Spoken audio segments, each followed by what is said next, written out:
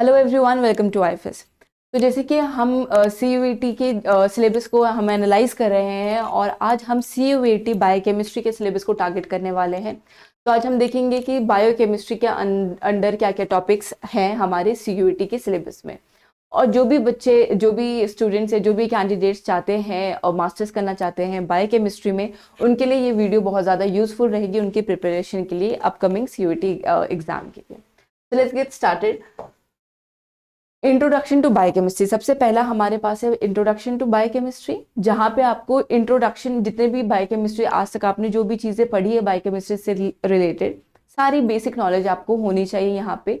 और basic knowledge जैसे कि हम कुछ देख सकते हैं, जैसे मोल है, मोलालिटी है, absorption, viscosity, then we have water as a universal solvent. So water के बारे में आपको पता होना चाहिए, उसकी सारी प्रॉपर्टी के बारे में पता होना चाहिए। तो ये कुछ बेसिक नॉलेज है जो आपको बायोकेमिस्ट्री के अंडर आपको आना चाहिए और ये इंट्रोडक्शन टू बायोकेमिस्ट्री में आपका कवर होगा। Next we have bio organic chemistry and metabolites. तो इधर हमारे पास आ जाते हैं ऑर्गेनिक रिएक्शंस, ये आप देख सकते हो, organic reactions, chemical bonding, electrochemistry and conductance, voltaic and electrolytic systems. तो ये हमारे बायो ऑर्गेनिक केमिस्ट्री और मेटाबोलाइट्स के अंदर ये टॉपिक्स है। ठीक है। सेल बायोलॉजी, अभी सेल बायोलॉजी मैंने आपको बताया था अपने प्रीवियस वीडियो में भी, वहाँ पे भी सेल बायोलॉजी का एक टॉपिक है, एक पोर्शन है जहाँ पे आप सेल बायोलॉजी कवर करते हैं। तो ऑलमोस्ट सेल बायोलॉजी का सिलेबस हर जगह सेम ही है। और यहाँ पे भी देख सकते हैं, अगर आप बायोकेमिस्ट्री अगर आप ले रहे हैं तो आपको, अगर आप सेल बायोलॉजी ले रहे हैं और उसकी सेल बायोलॉजी अगर आप कवर अप कर रहे हैं और साथ में ही आप कोई दूसरा भी पेपर अगर चूज कर रहे हैं जिसमें सेल बायोलॉजी है, तो आपका ऑटोमेटिकली वो वाला पोर्शन कवर हो जाएगा सिर्फ बायोकेमिस्ट्री के इस सेल बायोलॉजी वाला पोर्शन कंप्लीट करके। तो हमारे सेल बायोलॉजी में क्या, वही हमारी जो भी बेसिक चीज़ें हैं, सेल साइकिल पता होना चाहिए, जितने फेजेस है वो पता होना चाहिए,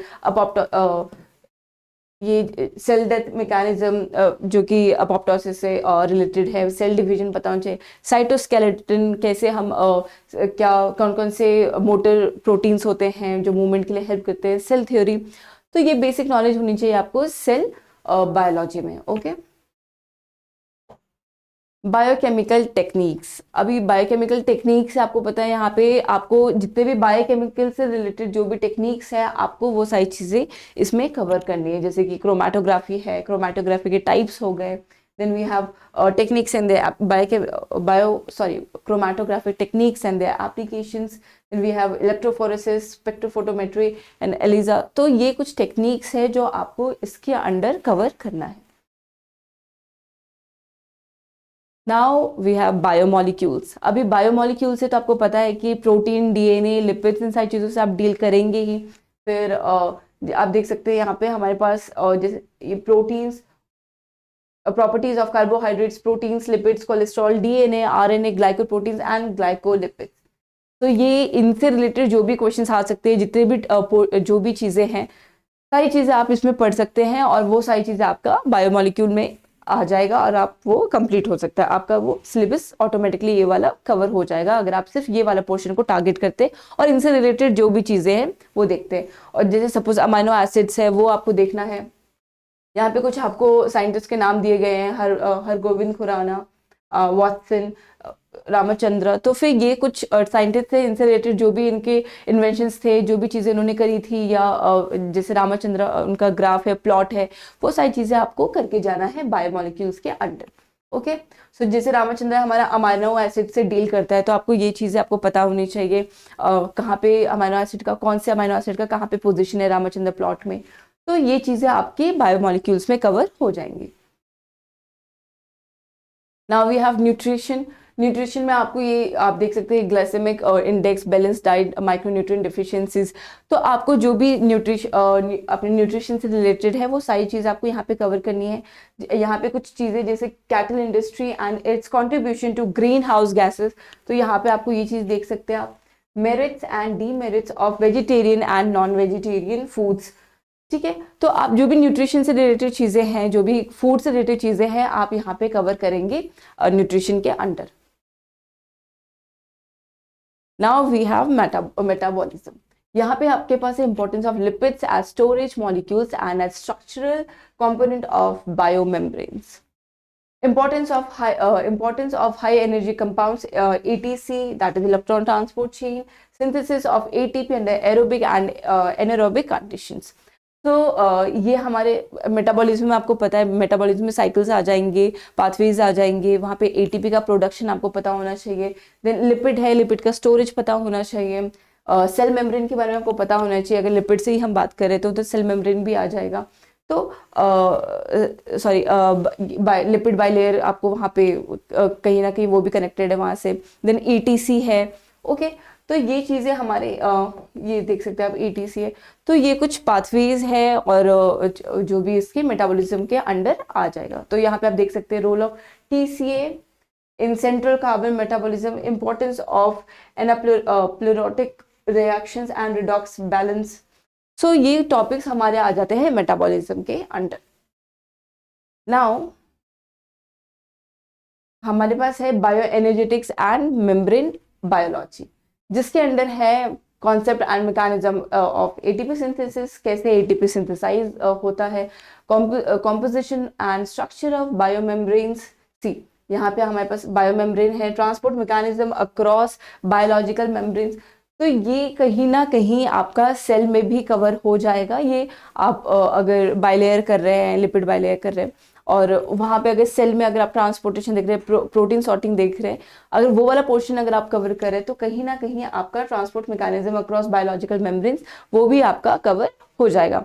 not specifically protein sorting, but वहाँ पे भी अगर आप ग्लूकोज का ट्रांसपोर्टेशन कर रहे हैं सेल के अंदर, तो वो सेल में तो वो कैसे होगा, तो वो भी ट्रांसपोर्टेशन के अंदर आ जाता है। तो वो आप यहाँ पे transport mechanism across biological membranes ये आपका यहाँ पे कवर हो जाएगा। Basic concepts of bioenergetics, mechanisms of oxidative phosphorylation and photophosphorylation।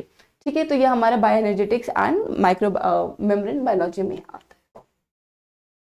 Now we have human physiology, और ह्यूमन फिजियोलॉजी में हमारे पास है mechanism of signal transduction by steroid and polypeptide hormones. Then we have process of gaseous exchange in tissue and lungs, respiratory adaptation in high altitude, then difference between hemoglobin and myoglobin, then muscular। सी ये वाला जो portion है haemoglobin myoglobin, ये आप biochemistry में आपको, ये biochemistry में तो है ही है, साथ में आपके ये सेल में भी आप कहीं ना कहीं ये पोर्शन आप कवर कर सकते हैं। नाउ नाइट्रोजन मेटाबॉलिज्म, ये भी मैंने आपको प्रीवियसली बताया था, नाइट्रोजन मेटाबॉलिज्म है जो कि नाइट्रोजन फिक्सेशन से कहीं ना कहीं इंटरलिंक्ड है। muscular dystrophies, the role of steroids in muscle building। तो ये ह्यूमन फिजियोलॉजी के अंदर ये कुछ टॉपिक्स है जो कि आपको कंप्लीट कवर करना है। ये आपको पता होना चाहिए, हीमोग्लोबिन और मायोग्लोबिन, इसका जो ग्राफ है वो पता होना चाहिए, और दोनों का ग्राफ है अलग से, वो आपको पता होना चाहिए, डिफरेंसेस पता होने चाहिए। ये हमारा ह्यूमन फिजियोलॉजी में ये कवर हो गया। Now we have clinical biochemistry, जहाँ पे है constituents of urine, blood and their significance, and then we have diseases of liver, okay, causation of diseases of liver, kidney, mechanism of cancer।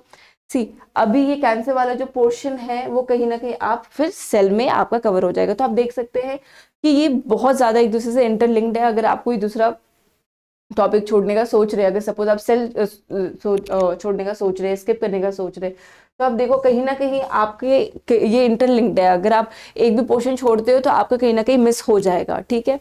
तो इसलिए अब ये चीज़ आपको एक सिलेबस एनालिसिस होना बहुत एक आपको आइडिया होना ज़रूरी है कि कौन सा टॉपिक किससे इंटरलिंक्ड है। Now we have this triglycerides and lipoproteins and their relationship with various diseases, okay, role of enzymes in diagnosis of various diseases। तो ये हमारा आ गया clinical biochemistry. Microbiology, contribution of Louis Pasteur, Edward Jenner and Robert Koch in microbiology and immunology। तो microbiology में सबसे पहली चीज़ आप देखेंगे तो वो है उनकी उस माइक्रोबायोलॉजी के हिस्ट्री के बारे में आप ज़्यादा आपको ध्यान देना है, क्योंकि वहाँ पे आपकी साइंटिस्ट से रिलेटेड, साइंटिस्ट ने क्या इन्वेंट करा था, कौन से ईयर में करा था, मैच द फॉलोइंग की फॉर्म में आपसे क्वेश्चंस पूछे जा सकते हैं। तो माइक्रोबायोलॉजी अगर आप कर रहे हैं तो हिस्ट्री स्किप करना, अगर आप स्किप कर देंगे तो वो आपके लिए बहुत ही बड़ी स्टुपिडिटी है। मतलब माइक्रोबायोलॉजी में हिस्ट्री इज़ वेरी इंपॉर्टेंट, वो चीज़ आपको ध्यान रखनी है। Discovery of antibiotics and their targets, drug, antibiotics resistance, and then therapeutic approaches of infectious disease.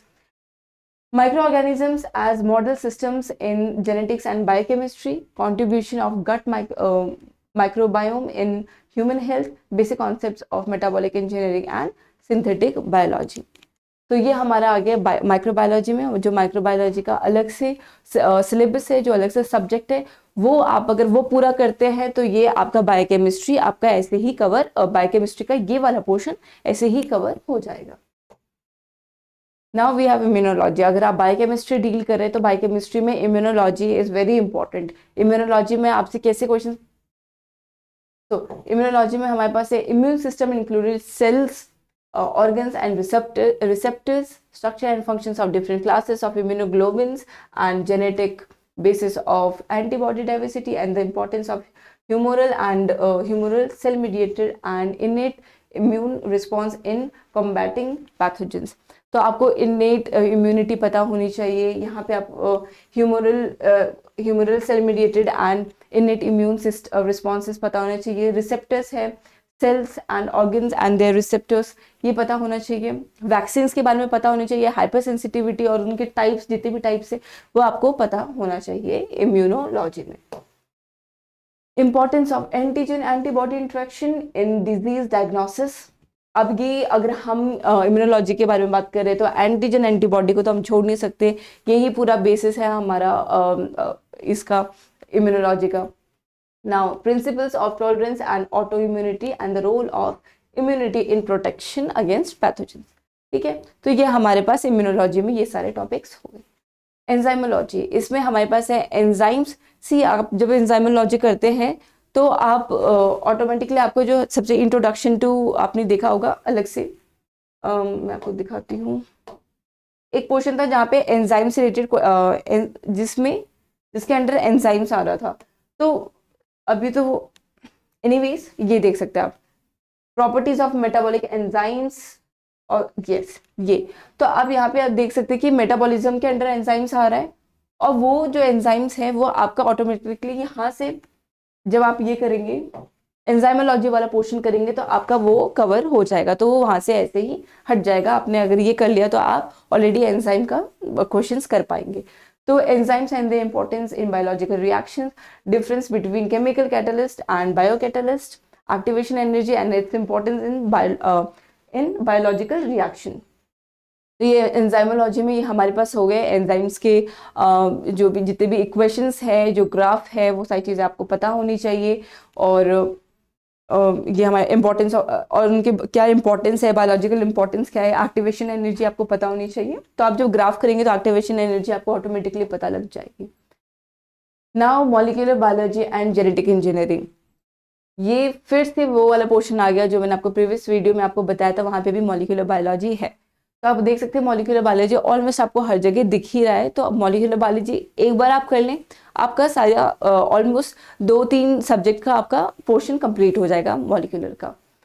आपको पता ही है मॉलिक्यूलर में रेप्लिकेशन है, ट्रांसलेशन, ट्रांसक्रिप्शन, ये पता होना चाहिए। ओपेरोन के बारे में पता होना चाहिए। Then we have coding and non coding regions of eukaryotic genome, PCR, यहाँ पे आप देख सकते हैं E coli, lac operon, PCR, expression vectors and their importance in biotechnology, transgenic crops, इनके मेरिट्स एंड डीमेरिट्स आपको देखना है, genomics, proteomics, metabolomics and their importance in human health. तो ये मॉलिक्यूलर बायोलॉजी में हमारी ये कुछ चीज़ें हैं जो कि ये आपको ये कहीं पे भी आप देखोगे ये सारी चीज़ें, replication, transcription, DNA repair, mutation, ये सारी चीज़ें आपको मॉलिक्यूलर में करना ही करना है।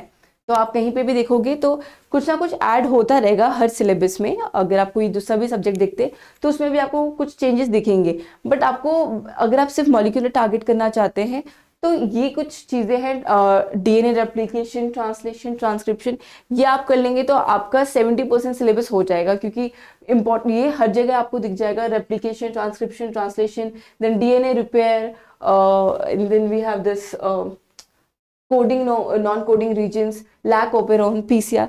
तो ये आपको पता है मॉलिक्यूलर में ये सारी चीज़ें आती ही हैं, इसी से मॉलिक्यूलर बना है, तो फिर आपको ये सारी चीज़ें कवर करना है मॉलिक्यूलर में। ओके, सो मैंने आपको सारे एक रफ आइडिया दे दिया है मैंने कि बायोकेमिस्ट्री के अंदर क्या क्या टॉपिक्स आने वाले हैं, और एक अपकमिंग वीडियो में मैं आपको बताऊंगी सारा एक कंबाइन करके आपको कंपैरिजन बताऊंगी कि कहाँ कहाँ कौन कौन से सब्जेक्ट्स है जहाँ पे टॉपिक्स आपके, ये सिलेबस आपके सेम है, टॉपिक्स आपके सेम है। तो फिर शायद आपको जितनी भी मैंने इन्फॉर्मेशन दी हो वो आपके लिए यूज़फुल होगी। आई होप आप इस बार CUET का एग्ज़ाम देंगे और आप अपना सिलेबस अच्छी तरह से देखें, एनालाइज करें और पेपर के लिए, एग्ज़ाम के लिए प्रिपेयर करें। तो आपको एक लास्ट में मैं ये बता दूं कि हमारे IFS के ऑनलाइन साइट पे आप जा सकते हैं, जहाँ पे आपको जितनी भी एग्ज़ाम्स हैं उन सबकी इन्फॉर्मेशन आपको मिल जाएगी। एग्जाम डेट्स है, एग्जाम पैटर्न है, PYQs, paper analysis, all about exam, complete syllabus, cut off, आपको सारा आइडिया, आपको सारी चीज़ें आपको ऑल इन वन IFS के साइट पे मिल जाएगी। तो आपको कहीं और जाने की ज़रूरत नहीं है, IFS आपको सारी चीज़ें प्रोवाइड कर रहा है free of cost. Okay, so I hope आपको सारी चीज़ें समझ आ गई हैं, आपको सारे जो भी आपके जो भी सिलेबस से रिलेटेड चीज़ें हैं वो मैंने आपको बता दी है। So that's it for the video, thank you so much.